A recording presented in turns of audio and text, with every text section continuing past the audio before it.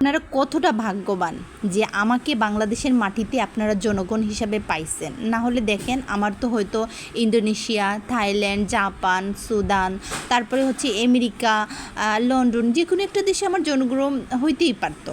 কিন্তু দেখেন আমারে যে আপনারা পাইছেন, আপনাদের মানে 7 জনমের ভাগ্য, নাহলে আমাকে পাওয়া এত সোজা না।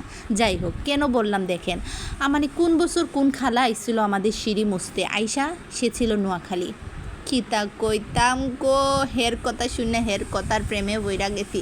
কয় হেতি, তারপরে হানি, কয় খালা এক গ্লাস হানি দেন তো। আমি কই হানি কি? কয় ফানি খামু, ফানি ফানি। ও হানি মানে ফানি, আচ্ছা যাই হোক। মানে হের কথা শুনে আমার ভালো লাগছে নোয়াখালীর। এরপর থেকে আমি এই বাসায় শিক্ষা গেছি হানি। তারপরে মনে করেন বরিশালের কিছু কিছু আপারা আছে, বলে মনু তুমি ডাইলে লবণ দিছো না দিবা। ও মা, আমি দেখি এই বরিশালের ভাষার জন্য আমি পাগল হয়ে গেছি। ও মাই গড। তারপরে মনে করেন কুমিল্লার কিছু আফারা কথায় কথা কয় বেডি, আরে বেডি হেই বেডা। আরে বাবা, আমি তো এখন কুমিল্লার বাসারও ফ্যান হয়ে গেছি। তারপর আমার সিলেটের বাসায় কেউ ফোন দিছে, কিতা গো কিতা করায় আসনি বালা। ওফ, এটা তো আমার মাতৃভাষা, এটা আমার জন্মভূমি, এটা আমার সবচাইতে পছন্দের ভাষা। এই ভাষায় কথা কইতে জামাইয়ের লগে, মায়ের লগে, বইনের লগে, ভাইয়ের লগে, সেই ভাল লাগে।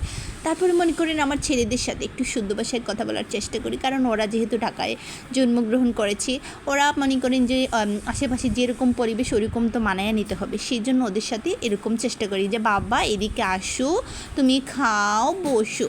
তারপরে মনে করেন যে আমার পাশের বাসার ভাবি এসেছে, আমি ধরেন কথা বলতেছি আমার আম্মার সাথে, উনি হয়ে আমার দিকে তাকায় আছে, ফোন রেখা দিচ্ছে, বলছে ভাবি কী কথা কইলেন, বাংলা না হিন্দি, কিছুই তো বুঝলাম না। আমাকে যাক বাঁচাইছে আল্লাহ, কারণ এই কথাগুলি শুনলে তো আর হইতো না, এটা ফ্যামিলিগত কথা, সব কিছু তো আর বলা যায় না। যাই হোক, আপনি কিছু বুঝছেন? বলে না ভাবি কিছুই তো বুঝি নাই।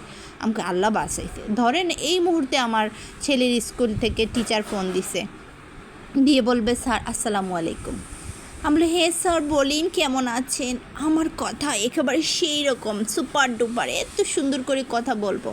তারপরে ধরেন আপনার ভাইয়ের সাথে কথা কইতেছি, মেজাজ আছে গরম, কী ভাষায় কথা কইতেছি নিজেই বইলা যায়। যাই হোক, মাঝে মাঝে চিন্তা করি আপনাদের কপালে এরকম প্রতিভাবান মানুষ আপনারা যে পাইছেন, এর জন্য শুক্রিয়া করেন 7 বার। যাই হোক, ওই কালকে পরশু দিন মানে মাঝে মধ্যে খালি বিরিয়ানি খাইতে ইচ্ছা করে। ওই দিন মুরগি রান্না করছি, এখন না হঠাৎ করে আমার তেহারি বা কাচ্চি খাইতে ইচ্ছা করতেছে। এখন রান্না তো করেই ফেলছি, মুরগি কী করবো। তারপরে ওই রান্না মাংস দিয়েই আমি কিন্তু ভাতের চাল দিয়ে একটা কাচ্চি রান্না করছিলাম।